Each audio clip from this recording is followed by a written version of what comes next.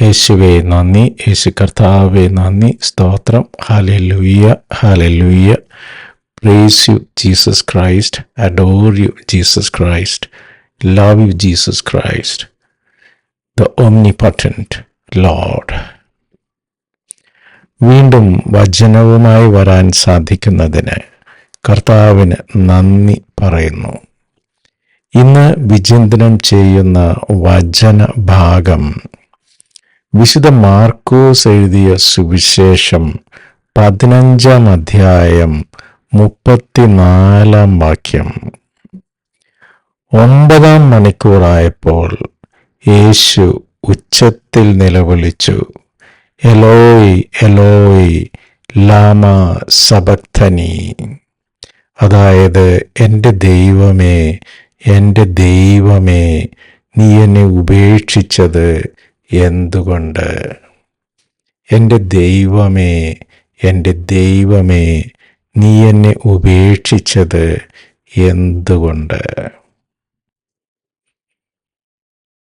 ക്രിസ്തുവിന് പോലും ഇതുപോലൊരു അനുഭവം മരിക്കുന്നതിന് മുമ്പ്, ക്രൂശിതനായി മരിക്കുന്നതിന് മുമ്പ് ദൈവം ക്രിസ്തുവിനെ കൈവിട്ടുവോ? ദൈവം തൻ്റെ മകനെ, പാപമില്ലാതെ ജീവിച്ച, മറ്റുള്ളവർക്ക് നന്മ മാത്രം ചെയ്ത് ജീവിച്ച ക്രിസ്തുവിനെ ദൈവം കൈവിട്ടുവോ? എൻ്റെ ദൈവമേ, എൻ്റെ ദൈവമേ, നീ എന്നെ ഉപേക്ഷിച്ചത് എന്തുകൊണ്ട്?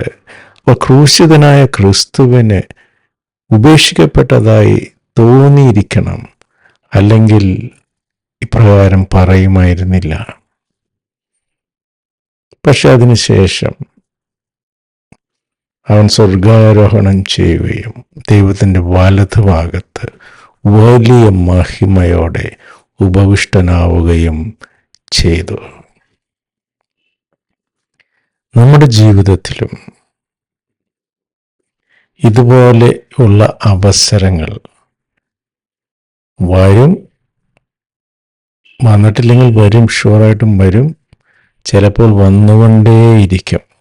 അപ്പോൾ നമ്മുടെ അന്തരാത്മാവ് ഇപ്രകാരം നമ്മളോട് പറയുന്നതായിട്ട് നമുക്ക് തോന്നും, എൻ്റെ ദൈവമേ, എൻ്റെ ദൈവമേ, നീ എന്നെ ഉപേക്ഷിച്ചത് എന്തുകൊണ്ട്?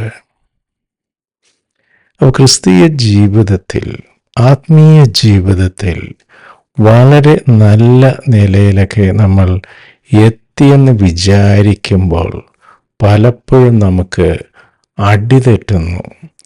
ഇനി അടിതെറ്റിയില്ലെങ്കിൽ തന്നെ പഴയ പോലുള്ള ഒരു പരിശുദ്ധാത്മാവിൻ്റെ ഒരു പ്രസൻസ്, ഒരു എനർജി നമുക്ക് ഫീൽ ചെയ്യാൻ പറ്റാത്ത ഒരു അവസ്ഥയിലേക്ക് നമ്മൾ മാറുന്നു.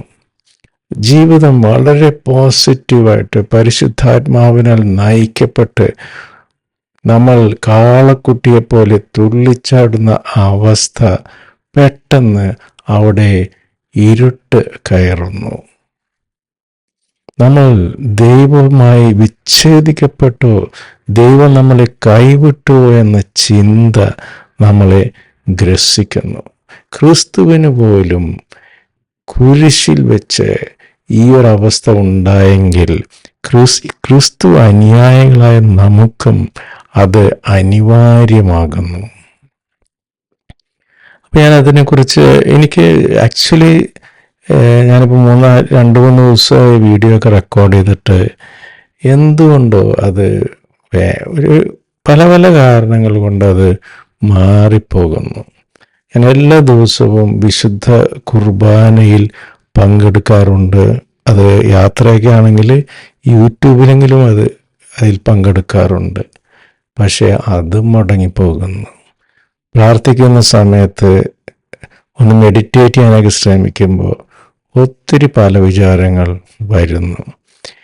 ജോലി തിരക്കുകളിൽ നമ്മൾ ക്ഷീണിതരാകുമ്പോൾ ആദ്യം കോംപ്രമൈസ് ചെയ്യുന്നത് പ്രാർത്ഥനയും വിശുദ്ധ കുർബാനയും അതിനോടനുബന്ധിച്ച കാര്യങ്ങളുമൊക്കെയായി മാറുന്നു. ക്രിസ്തുവിനുള്ള ഒന്നാം സ്ഥാനം നമ്മുടെ ജീവിതത്തിൽ നമ്മളറിയാതെ തന്നെ തെന്നിപ്പോകുന്നു. അപ്പോൾ ഞാൻ അതിനെക്കുറിച്ച് ഇത് എനിക്ക് മാത്രമുള്ള അവസ്ഥയാണോ എന്നൊക്കെ നോക്കിക്കഴിഞ്ഞപ്പോൾ saint Teresa of Calcutta, I am told God lives in me, and yet the reality of darkness and coldness and emptiness is so great that nothing touches my soul. അതായത് ദൈവം എന്നിൽ വസിക്കുന്നുവെന്ന് ഞാൻ മനസ്സിലാക്കിയിരിക്കുന്നു.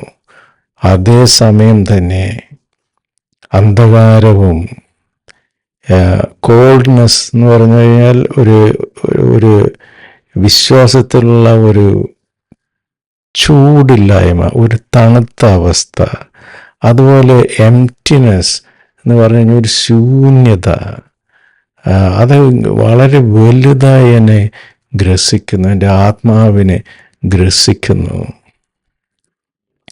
അതുപോലെ തന്നെ വിശുദ്ധ ജോൺ ഓഫ് ദ ക്രോസ് ഈ അവസ്ഥയെക്കുറിച്ച് വീണ്ടും പറയുന്നു.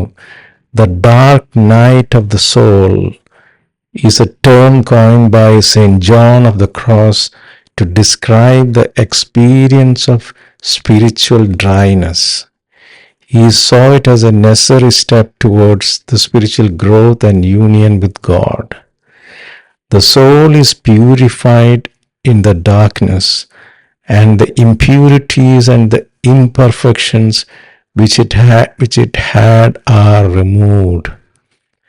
അപ്പോൾ ആത്മാവ് അന്ധകാരത്തിൽ ശുദ്ധീകരിക്കപ്പെടുന്നു. ഈ ദൈവവുമായുള്ള വിച്ഛേദിക്കപ്പെടുന്ന അവസരങ്ങളിൽ കൂടുതൽ ആത്മശോധന ചെയ്യുവാനുള്ള അവസരങ്ങൾ സൃഷ്ടിക്കപ്പെടുന്നു. അതുപോലെ saint Teresa of Lisieux, I am in a state of complete spiritual dryness. I am in darkness. അപ്പോൾ ഞാൻ ആത്മീയമായി വരൾച്ചയെ നേരിടുന്നു, ഞാൻ അന്ധകാരത്തിലാണ്. വീണ്ടും മദർ തെരേസ പറയുന്നു, Do not worry if you feel dry and empty. God is working in you even if you do not feel it. നിങ്ങൾ ആധ്യാത്മികമായി വരൾച്ചയെ നേരിടുന്ന അവസരങ്ങളെ ഓർത്ത് വറിയടിക്കേണ്ട. കാരണം ദൈവം നിങ്ങളുടെ അവസ്ഥ എന്തു തന്നെ ആയിരുന്നാലും ദൈവം നിങ്ങളിൽ പ്രവർത്തിച്ചു കൊണ്ടേയിരിക്കുന്നു. അപ്പോൾ ഈ ഒരു സ്പിരിച്വൽ ഡ്രൈനെസ് അല്ലെങ്കിൽ വിശ്വാസത്തിൽ ഒരു ആത്മീയമായിട്ടുള്ള ഒരു വരൾച്ച അല്ലെങ്കിൽ ഒരു മടുപ്പ്, വെളിച്ചത്തിൽ നിന്ന് അന്ധകാരത്തിലേക്ക് വീണ ഒരവസ്ഥ, ഇത് ക്രിസ്തുവിന് പോലും സംഭവിച്ചു. ദൈവം കൈവിട്ടുപോയെന്ന ഒരു ചിന്ത, അതുപോലെ അത് എല്ലാ വിശുദ്ധർക്കും അത് സംഭവിച്ചിട്ടുണ്ട്. അപ്പോൾ നമ്മൾക്കും അത് സംഭവിക്കുന്നതിൽ നമ്മൾ പരിഭ്രമിക്കേണ്ടതില്ല. അത് വളരെ നോർമലായിട്ടുള്ള ഒരു പ്രോസസ്സാണ്. പഴയ പോലെയുള്ള ഒരു തീഷ്ണത വിശ്വാസത്തിൽ ദൈവവുമായിട്ടുള്ളൊരു ബന്ധത്തിൽ നമുക്ക് തോന്നുന്നില്ലെങ്കിൽ ആകെ കൂടി നമ്മൾ ചെയ്യേണ്ടത് അതിനെക്കുറിച്ച് അധികം വറിയടിക്കേണ്ട.